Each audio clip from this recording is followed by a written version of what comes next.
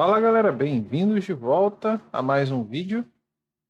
E seguindo o vídeo anterior, então, agora a gente vai começar a trabalhar no banco de dados propriamente dito. Então, eu vou puxar aqui novamente a nossa estrutura, né, o nosso modelo. Então, a gente vai ter três entidades ao todo. Lembrando que no TypeORM, o que é definido como entity, como entidade, seria uma tabela. Então, nós vamos ter, ao todo, três entidades, porque nós temos três tabelas. Então, a gente vai criar a entidade users, a entidade todos e a entidade tokens. Então, vamos lá. Vou deixar ele aqui do ladinho, que aí a gente consegue trabalhar com a tela dividida e fica fácil de configurar os atributos das entidades. Então, vamos começar criando a entidade users. Então, eu vou puxar aqui o nosso terminal. Vamos utilizar o comando. Vamos conferir aqui o nosso package.json também.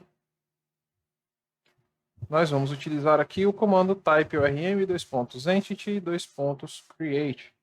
Então, a gente vai vir aqui no nosso terminal, yarn typeorm:entity:create. E agora a gente passa o nome da classe, do arquivo que ele vai criar. No caso aqui, eu vou chamar de user entity. Apenas para confirmar, quem optou por utilizar o npm vai utilizar o comando npm run e aí esse comando aqui, o nome do script que a gente utilizou. Beleza, criou aqui o arquivo com sucesso. Vamos conferir lá a nossa pasta entities e a gente vai ver que o user entity foi criado corretamente. Vou aproveitar o embalo, como eu já sei que eu vou precisar de outras duas entidades, então eu já vou criá-las logo aqui. Então, yarn, deixa eu dar uma limpada aqui no. Pronto. Yarn, typeorm, entity, create. Vou criar agora a todo entity.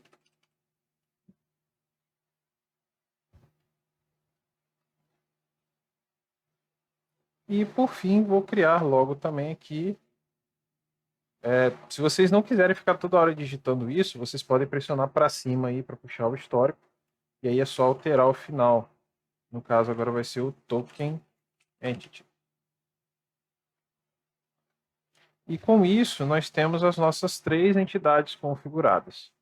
Beleza? Então, se a gente olhar aqui nossa pastinha de entities, nós temos três arquivos. Vou começar configurando o arquivo de users entity, porque ele já estava aberto aqui. Então, como que a gente configura esse cara? Lembrem que a gente vai ter que passar todos os parâmetros necessários para ele gerar a tabela para a gente quando a gente rodar o comando migration create. Então, quanto mais completas as informações que nós inserirmos aqui, melhor vai ficar a nossa migration. Então, aqui no Decorator Entity, eu posso passar o nome que eu quero utilizar para a tabela. Então, aqui, no caso, a entidade user vai representar a tabela users. Então, eu posso passar users ali como parâmetro. E agora, dentro da user entity, a gente vai declarar os nossos atributos. Então, eu vou ter um ID aqui, que eu vou manter como number. Poderia ser uma string, se vocês quisessem utilizar UUID. Name, que vai ser uma string. E-mail, que também vai ser uma string. E o password também vai ser uma string. É só isso? Não. Agora a gente vai ter que aplicar os decorators para cada um desses caras aqui. No caso do ID, eu vou decorar com um primary generated column. E a estratégia que a gente vai utilizar é a increment. O name vai ser uma coluna, column. E aí essa column, a gente pode passar um objeto para dentro dela, como argumento do decorator. que a gente pode passar aqui? O tipo, que vai ser um varchar. O length, que seria o número de dígitos, né, o número de caracteres que esse varchar suporta. No caso, o name a gente definiu ali como 100. Posso passar o 100 aqui também, normal, tá? Se a gente olhar aqui o length, ele aceita tanto string quanto número. Beleza, o que mais? O nome, a gente definiu que ele não pode ser nulo. Se a gente der 2 cliques aqui no users, o name ele está marcado como not null. Então aqui a gente pode passar um nullable como false. Faltou a vírgula aqui, perdão. Beleza? Com isso a gente conclui a configuração do name. Agora, a configuração do e-mail, ele também vai ser uma coluna. O tipo dela vai ser também varchar. O length, o número de caracteres, a gente definiu 150. Ele não pode ser nullable. E o e-mail é bacana que a gente configure ele como único, para que não hajam 2 cadastros utilizando o mesmo e-mail, 2 usuários utilizando o mesmo e-mail. Então aqui a gente pode passar unique como true. Tudo bem? Vou dar uma crescida aqui para vocês enxergarem melhor. Pronto. Então o e-mail ele é um varchar de 150, não pode ser nulo, ele tem que ter alguma coisa, e o unique dele a gente marcou como true, então a gente não pode ter e-mails repetidos. E o password. O password ele vai ser do tipo varchar também. O length dele a gente configurou como 60. Por que 60? Porque a gente vai criptografar, a gente vai transformar essa senha numa hash para salvar no banco. Tá? A gente nunca deve salvar a senha exatamente como ela chega no back-end, no banco de dados, porque isso é uma falha de segurança. Né? Se as informações desse banco de dados vazarem, o hacker em questão pode ter acesso aí a essas senhas e aí a gente teria um problema muito maior. Então a gente vai aplicar uma hash em cima dessa senha e aí o comprimento, pelo que eu medi lá, fica em 60 caracteres. E ela também não pode ser nullable. False. Então o camarada ele tem que informar uma senha. Tudo bem? Então, por enquanto, a gente terminou o user entity. Vou deixar ele no cantinho aqui.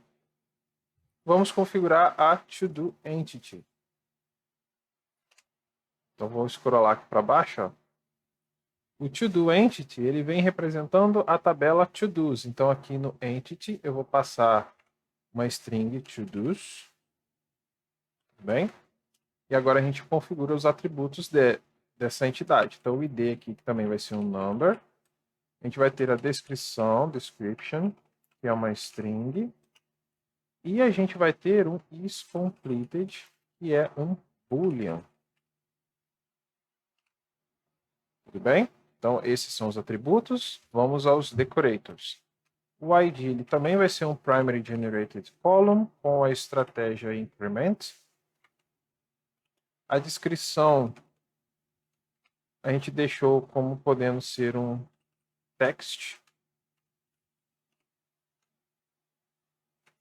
Ele não pode ser nulo, então nullable aqui vai ser false. Certo? E o isCompleted, que é uma coluna. Esse aqui é bacana. Reparem que aqui no isCompleted do TypeScript eu utilizei o padrão Camel Case. Mas se a gente olhar aqui no modelo do banco de dados, o isCompleted ele está utilizando o padrão Snake Case. Como que a gente faz para associar uma coisa a outra? Aqui no objeto que a gente passa para a coluna, a gente pode passar um name. E aí o name que a gente passar aqui é o name que vai ser utilizado lá no banco de dados. E aí ele cria essa relação entre os dois. Então aqui a gente tem o name, a gente tem o type, o tipo vai ser um boolean. Opa.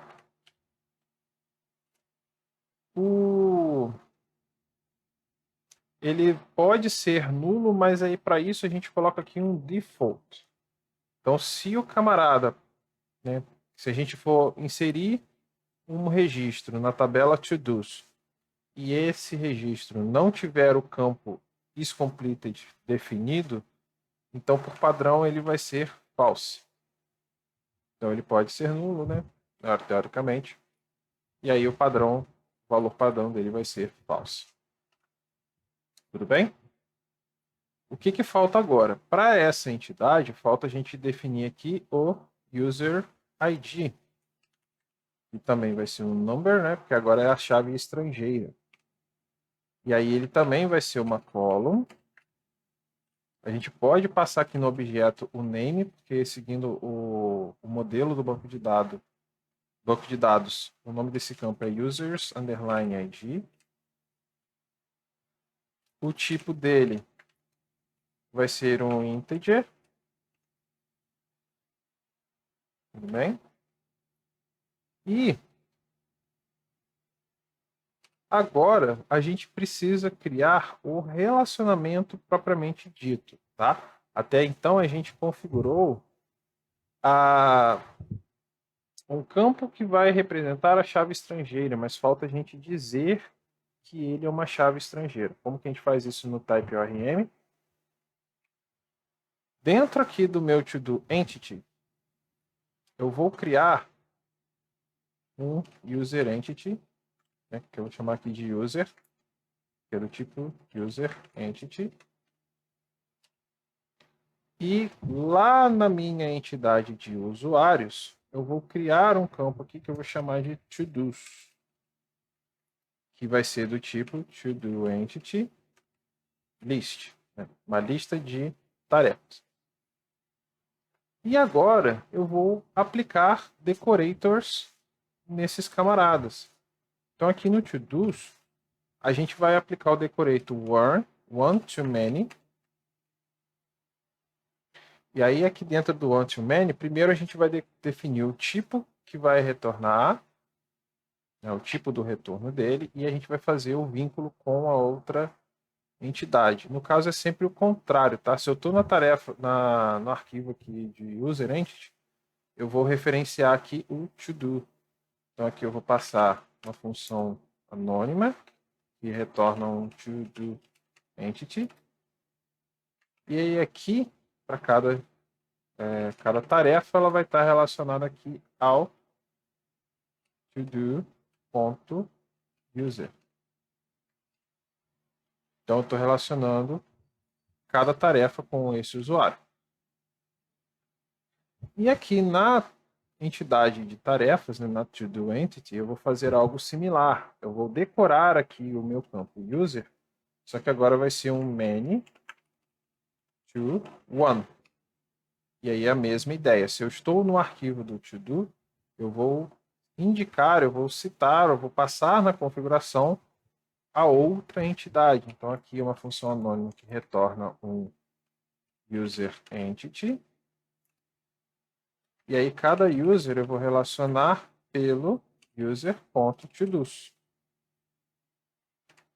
Tudo bem? E para fechar essa parte de configuração do relacionamento, eu ainda preciso decorar a tabela que tem o campo com a chave estrangeira da seguinte forma. Eu passo aqui o decorator join column e o name vai ser users underline ID.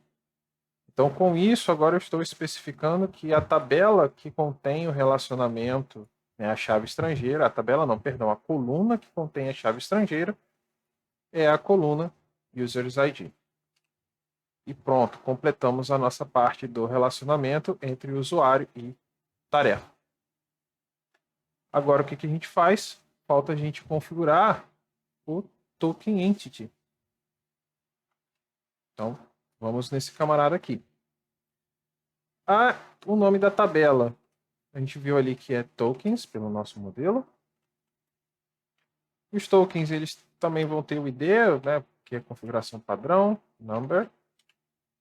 Ele vai ter o token propriamente dito, que aqui é uma string. E nós vamos ter um e-mail que também vai ser uma string. Certo? Vamos agora aos decorators. O ID dele também vai ser um primary generated column com a estratégia increment. O token ele vai ser uma column do tipo varchar. A gente deu aqui o length de 255, a gente deixa o tamanho máximo dele. Esse cara, ele não pode ser nullable. Então ele tem que conter algum valor, ele não pode ficar vazio. E o e-mail, ele também vai receber aqui o decorator de column. O tipo vai ser também varchar. A gente definiu o e-mail ali na entidade de usuário como tendo o length de 150. E ele também não pode ser nulo. Nullable, então, aqui vai ser false. False. E o unique que a gente definiu como sendo true. Então, esta tabela de tokens, a gente também não vai ter e-mails repetidos aqui dentro. Até porque é justamente a intenção de ter um único token por usuário. Então, a gente não vai ter no caso, um e-mail repetido, o que indicaria um e-mail com 2 tokens. Ou um registro duplicado, que também não faz sentido. Beleza? Feito isso, agora a gente tem o seguinte. Agora a gente precisa gerar as migrações que vão dar origem ao arquivo do banco de dados. Vou até expandir aqui a gaveta. Tudo bem? Como que a gente faz isso agora? Eu vou puxar aqui o terminal. Vamos consultar novamente ali o nosso package.json. A gente viu que aqui nós configuramos um script chamado typeorm::migration::generate. E é ele que nós vamos utilizar agora. Então aqui a gente tem o yarn typeorm::migration::create. E agora a gente passa o nome da migration, que eu vou chamar de database create.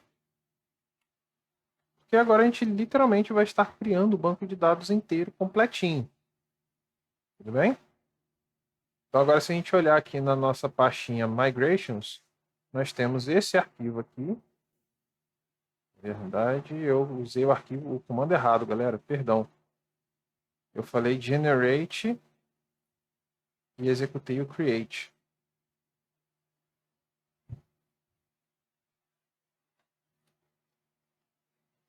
Deixa eu deletar esse cara aqui. E vamos corrigir aqui. Na verdade, é ORM, type ORM, migration, generate. Desculpem aí pelo escorregão. Pronto, agora sim, na nossa parte de migrations, a gente tem o arquivo que contém toda a configuração do nosso banco de dados. Esses erros não significam que tem coisa errada. Esses erros eles estão relacionados ao linter. É só questão de formatação. Se vocês quiserem que ele resolva isso sozinho, aqui no VS Code, pelo menos, eu uso o atalho Alt Shift F. E aí ele formata aqui de acordo com as regras dele aí do linter que ele já vem pré-configurado. Então vamos dar uma analisada aqui. Reparem que todos esses comandos eles foram criados automaticamente e tudo a partir das nossas entidades, as entidades que a gente configurou. Então reparem aqui o seguinte, ó. O primeiro comando que ele vai executar, ele vai criar a tabela users. Aí essa tabela ela tem o ID, que é do tipo integer, ele é uma primary key, vai utilizar o auto-increment, não pode ser nulo. Vai ter também o campo name, que é um varchar de 100, not null, ou seja, não pode ser nulo. Ele vai criar também aqui o campo e-mail, que é um varchar de 150, que também não pode ser nulo. ele vai ter também o campo password varchar 60, também não pode ser nulo. Bruno, mas a gente não disse que o e-mail ele tem que ser único? Sim, ele colocou aqui, ó, constraint, ele deu um nome para essa constraint, especificando que o e-mail ele é unique, no lugar errado. Então aqui ele está dizendo que o e-mail ele tem que ser único. Beleza? Então aqui é a criação da tabela de usuários, a criação da tabela de tarefas, criação da tabela de tokens. E aqui embaixo ele cria esse temporary to-dos, que é onde ele vai fazer o relacionamento com a tarefa de usuários. Está aqui, ó, constraint foreign key. E aí ele especifica, né, a chave estrangeira, users ID, referencia a tabela users no campo ID. Tudo bem? E aí aqui depois ele faz a parte da configuração do drop e ele altera a tabela para temporary to-dos para to-dos. E aí aqui, esse seria o async up. O async up é o método executado na hora que a gente dá o migration run.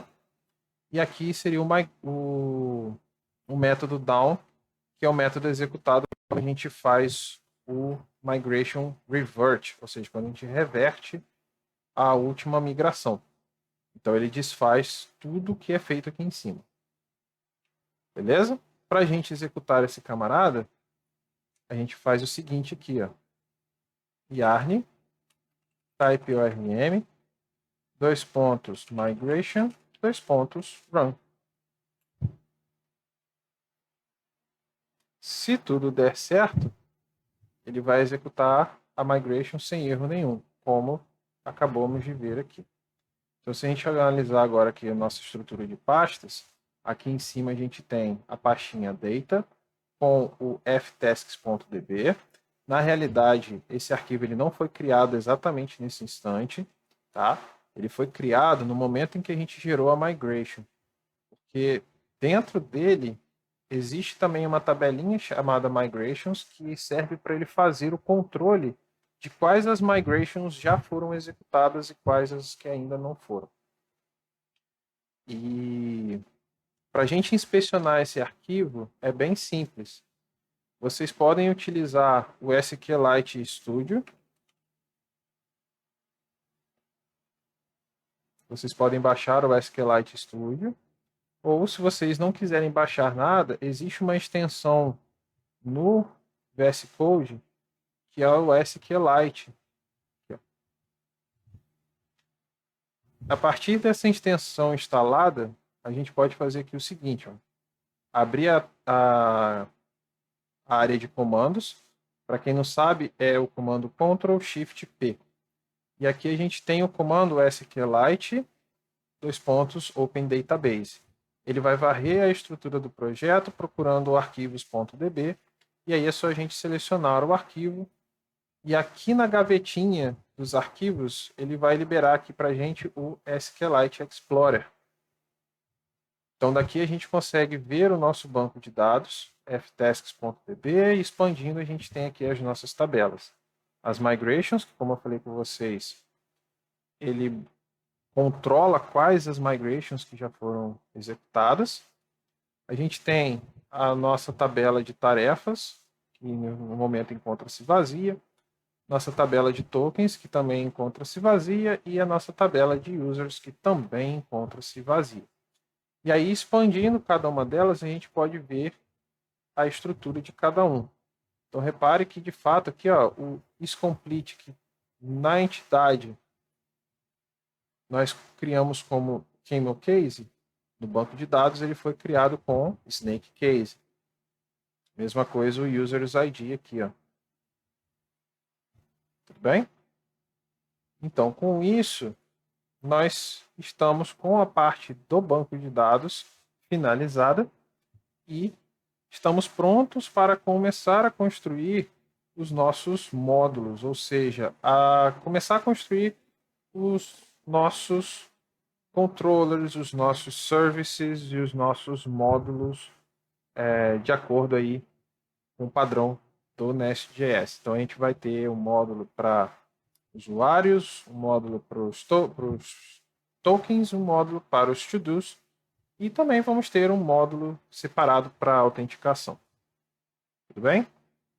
Então, eu vou ficando por aqui. Espero que vocês tenham gostado do vídeo. Se gostou, deixa o like. Qualquer dúvida, deixe nos comentários. Não deixe de ativar o sininho para receber as notificações. Obrigado por ter assistido até aqui. Um forte abraço. Até o próximo vídeo. Valeu!